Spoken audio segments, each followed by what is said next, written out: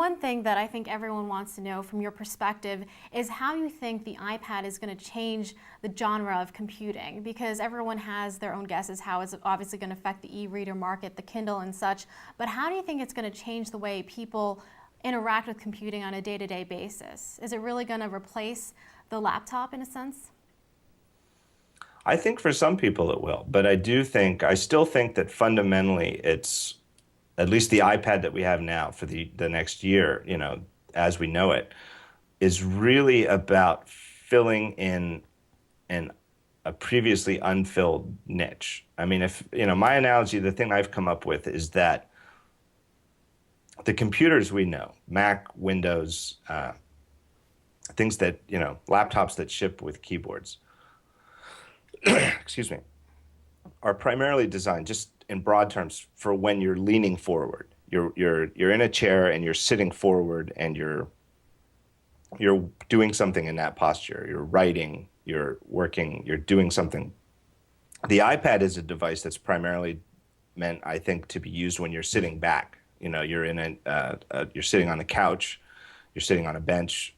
It's about what you do with a computing device in contexts that previously were served poorly. And now that we're looking forward, just want your two big predictions for Apple and where the company is going, whether that's devices, like a smaller version of the iPad, or something along those lines, or larger company strategy. What do you see in Apple's future?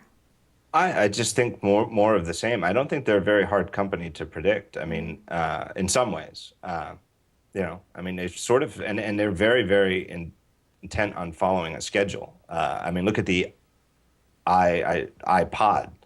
That's the one thing about the iPad that trips me up when I'm speaking. I say iPod when I mean iPad, and iPad when I mean iPod. Look at the iPod. So they shipped the original one in 2001, and they have followed the exact same schedule every year. Every September, they hold a music event, and they come out with new models. September being when, put them into high production for October, November, December, which is the holiday season. And then a year later, the exact same thing happens. And, we're going on to this will be the 10th year in a row where that happens. So with the iPhone, they're doing the same thing. They came out with the original one at the end of June. A year later, they came out with the next one. And a year later, they came out with the 3GS, which was a little like 2 weeks ahead of, the original, the one 2 years ago. So, sometime mid-June, Yeah. July, there'll be a next generation iPhone. What would it take for you to switch devices?